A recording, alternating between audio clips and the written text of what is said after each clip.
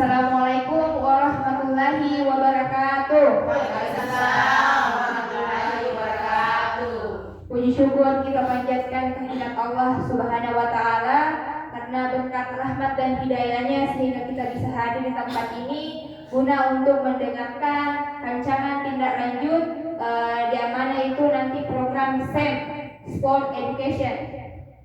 Baik, sebelumnya saya berterima kasih atas waktu yang diberikan kepada Bapak Ibu untuk mendengarkan rancangan tindak lanjut yang saya akan paparkan. Baik, mempersingkat waktu, saya langsung saja. Ini adalah rancangan sehat dan bugar dengan permainan tradisional, pengembangan kompetensi guru PJOK.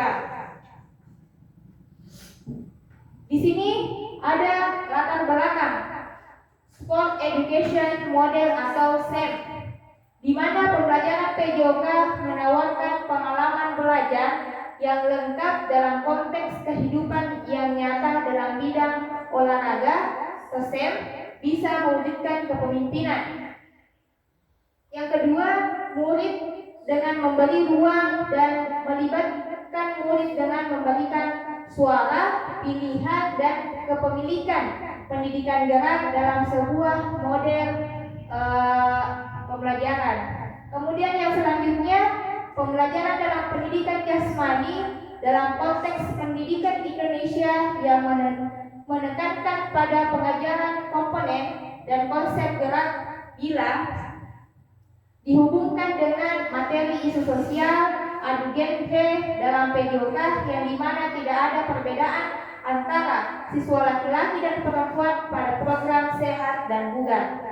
Kemudian selanjutnya, dengan permainan tradisional ini semua murid terlibat dalam aktivitas gerak untuk mencapai kebugaran.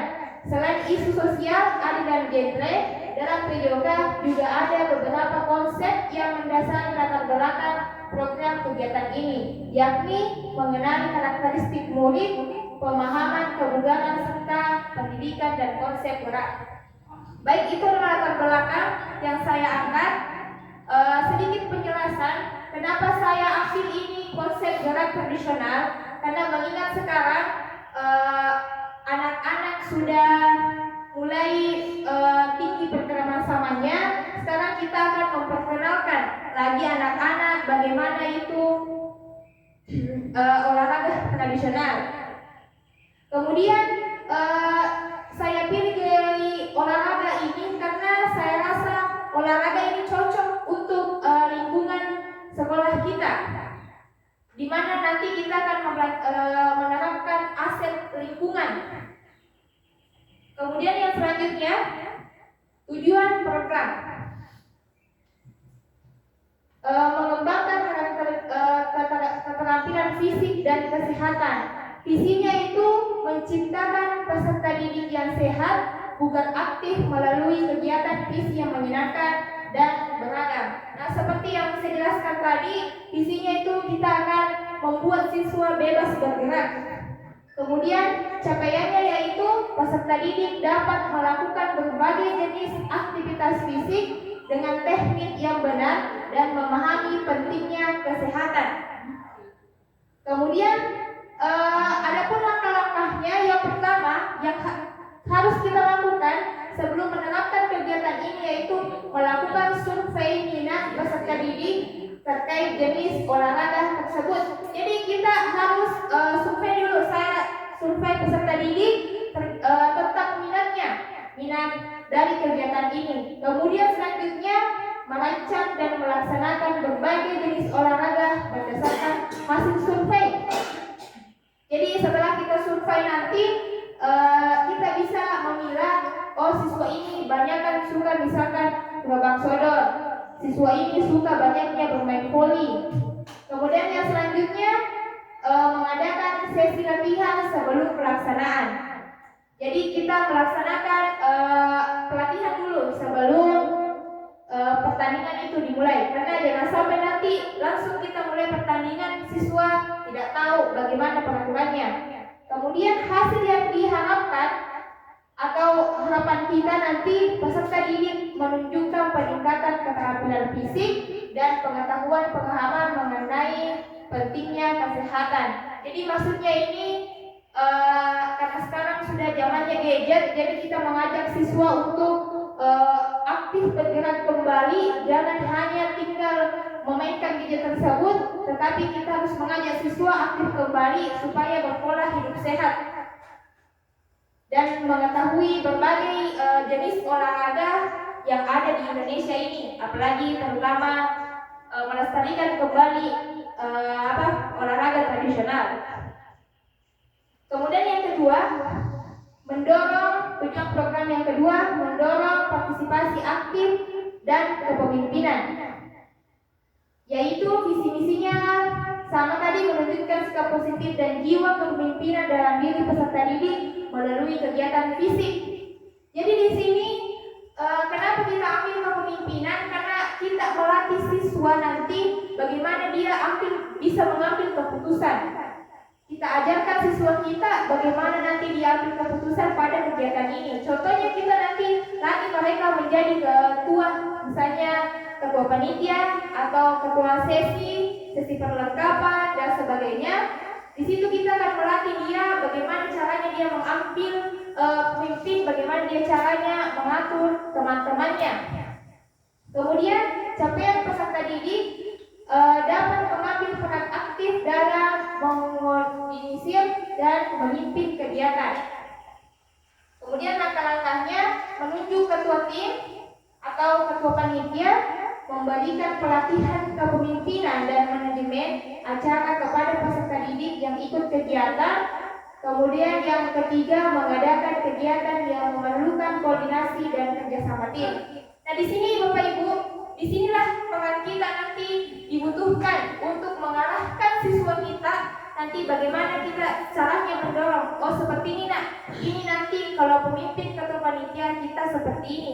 Kita yang memberikan gambaran kepada mereka supaya mereka mengerti apa itu ketua panitia. Dia akan mengarahkan teman-temannya untuk melaksanakan kegiatan ini akan menjadi sukses. Kemudian harapan yang diinginkan nanti peserta didik dapat menunjukkan kemampuan memimpin dan bekerja sama dengan baik. Jadi hasilnya ini nanti kita harapkan peserta didik kita atau siswa kita dapat menumbuhkan sikap kepemimpinan mulai dari dini.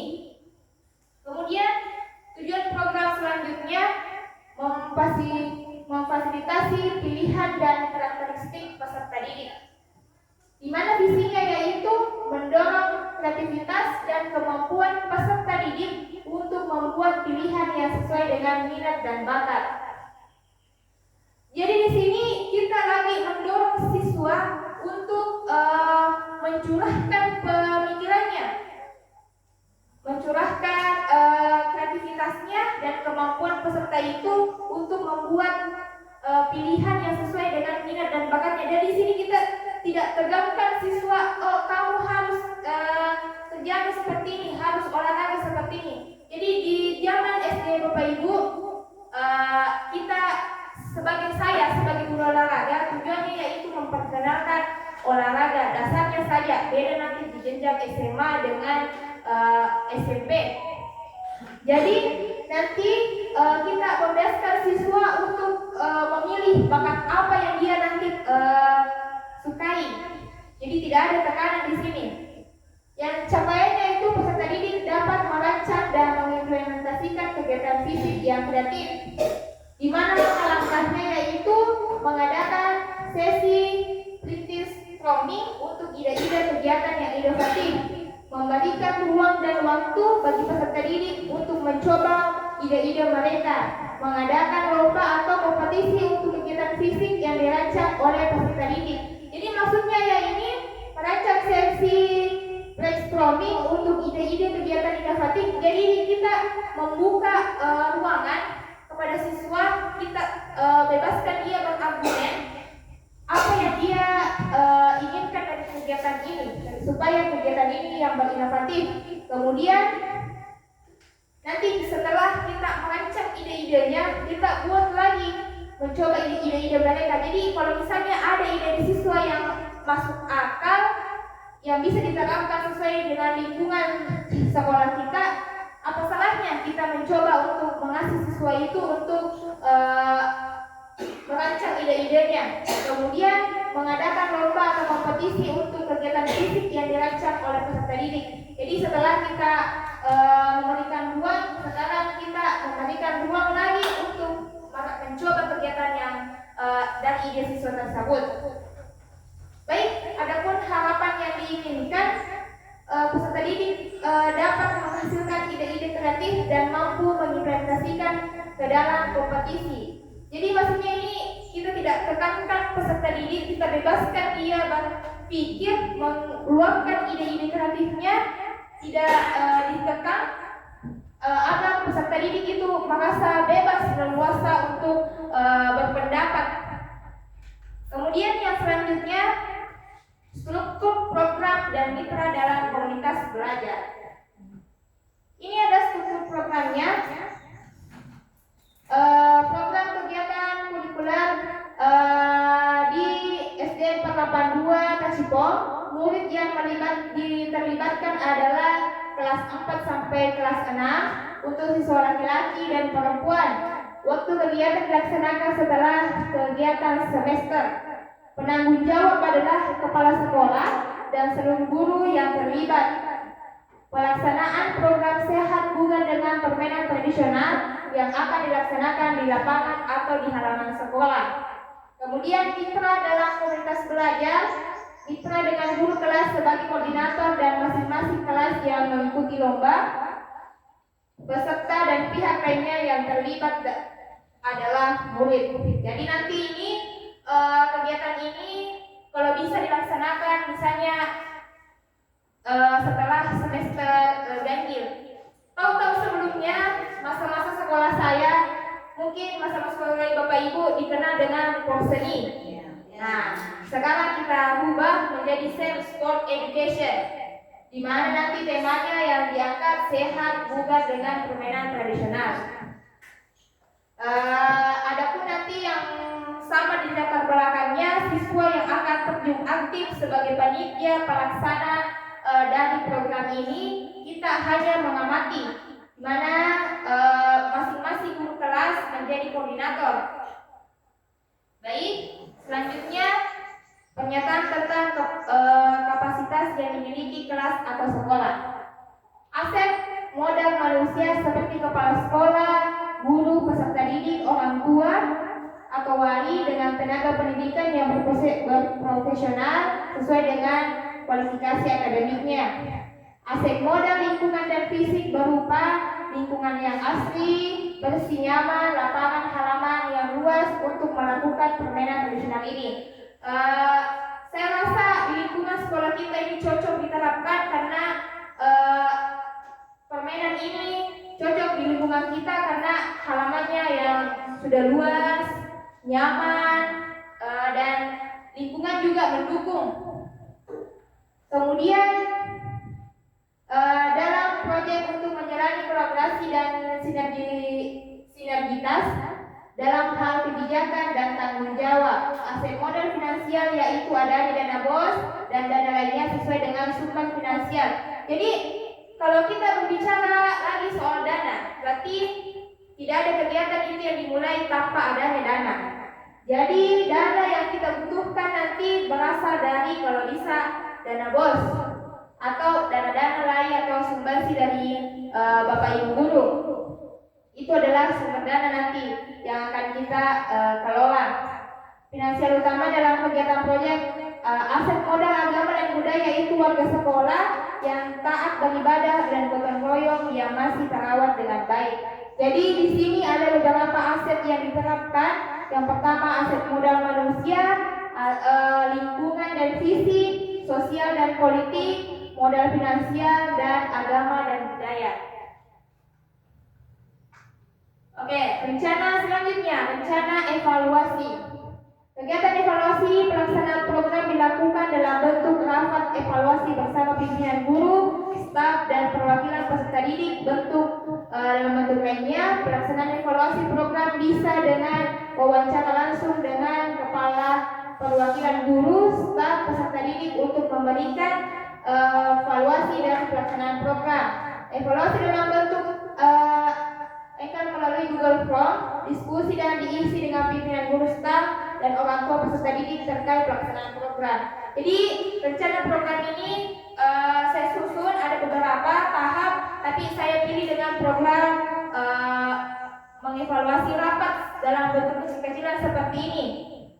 Jadi nanti kita akan berdiskusi bagaimana tindak lanjutnya menurut Bapak Ibu yang baik apabila kita melakukan kegiatan ini. Baik, ini adalah kemungkinan tantangan. Jadi pasti di setiap kegiatan itu ada tantangan dan rintangan yang harus dilewati. Jadi sebelum kita menjalankan mungkin sebaiknya saya sudah memberikan gambaran tantangan yang akan terjadi. Yang pertama, keterbatasan fasilitas dan alat.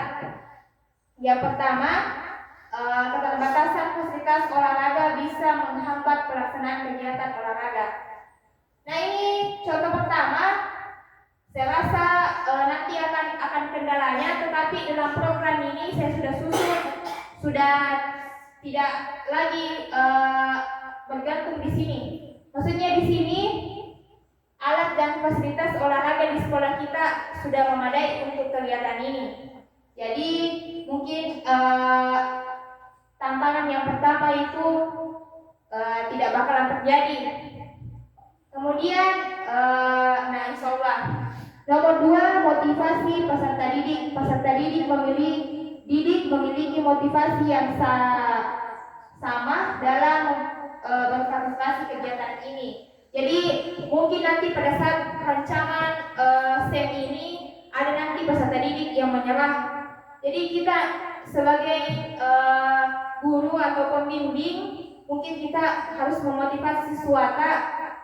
Contohnya jangan seperti ini, nak memang seperti ini kegiatan panitia besar seperti ini.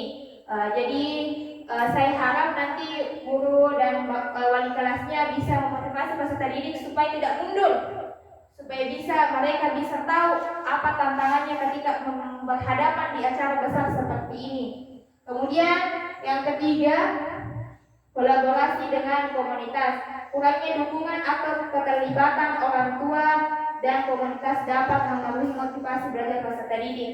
Jadi maksudnya di sini yaitu pada saat acara berlangsung ada lagi orang tua siswa menyuruh tidak usah seperti ini nak, waktu terbuang-buang sia-sia, pergi lagi sore hari tidak ada kejelasan.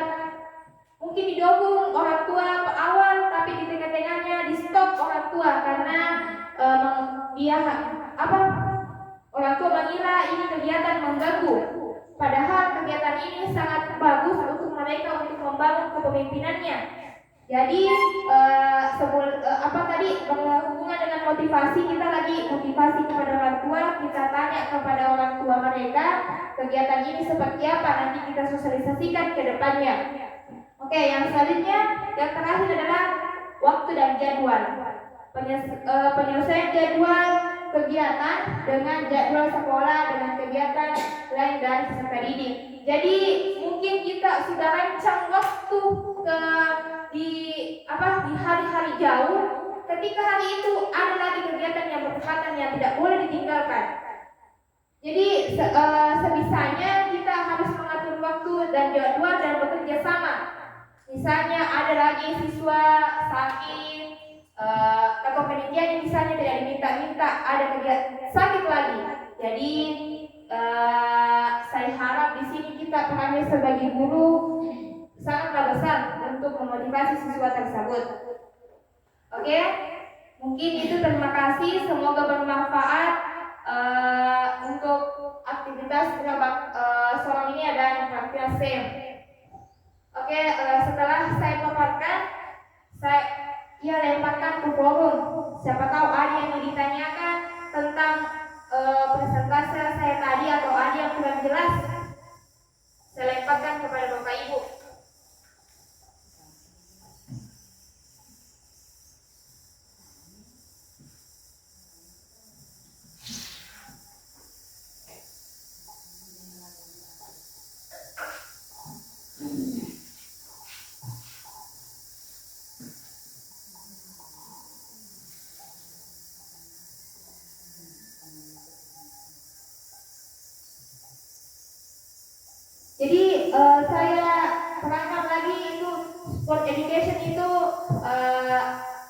memang adalah kegiatan yang seru menurut saya.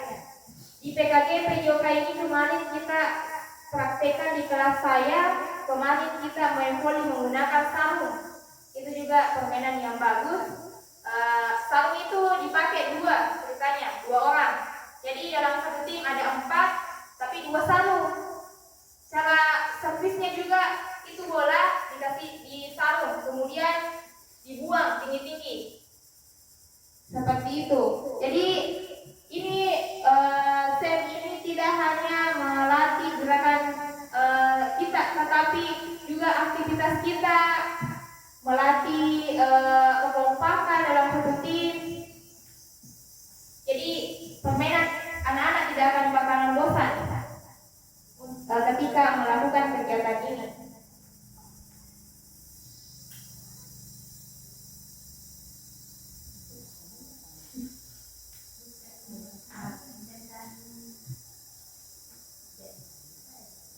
Yang saya ingin tanyakan Ya, silakan Bu.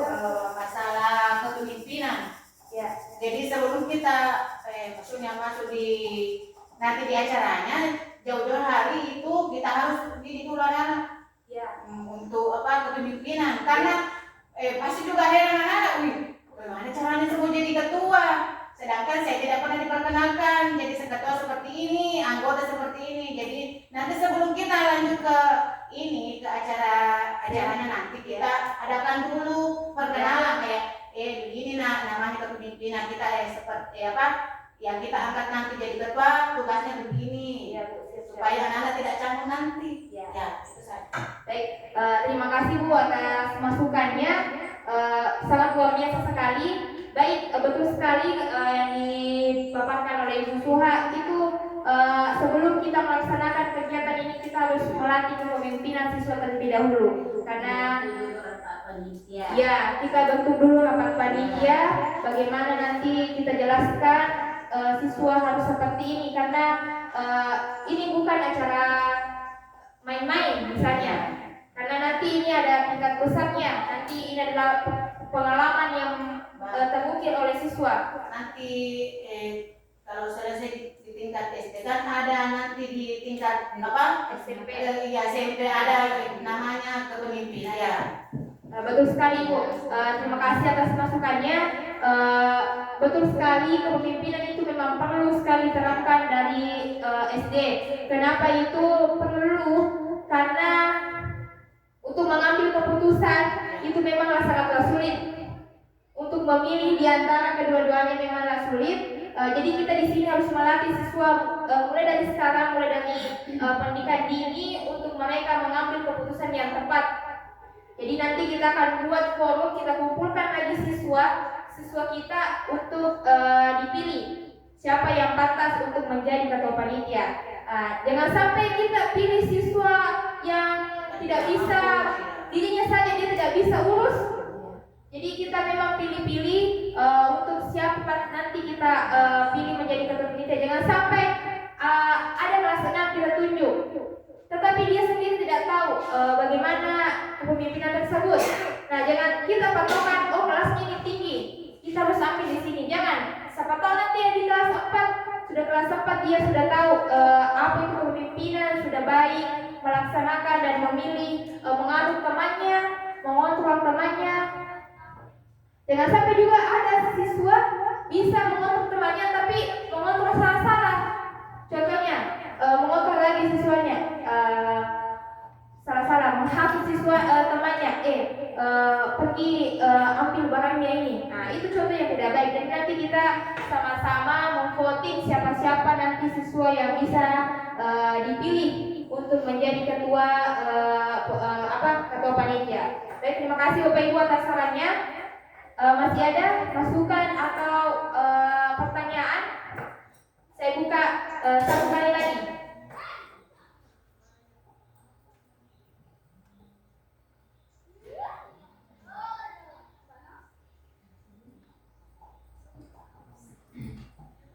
Baik, kalau tidak ada, sudah ada. Mungkin sudah cukup jelas tadi yang saya paparkan dan pertanyaan dari Ibu Suha. Mungkin mungkin aktivitas sehat bugar dengan permainan tradisional sudah dipahami semua oleh Bapak Ibu. Semoga nanti kedepannya atau semester ini kita bisa laksanakan sebagaimana mestinya supaya siswa dapat pengalaman baru lagi, terutama kita sebagai pendidik juga memiliki pengalaman yang baru lagi untuk kedepannya. Baik, terima kasih Bapak Ibu atas waktu yang telah diberikan kepada saya. Lebih kurangnya mohon dimaafkan. Wabillahi taufiq wal hidayah. Wassalamualaikum warahmatullahi wabarakatuh.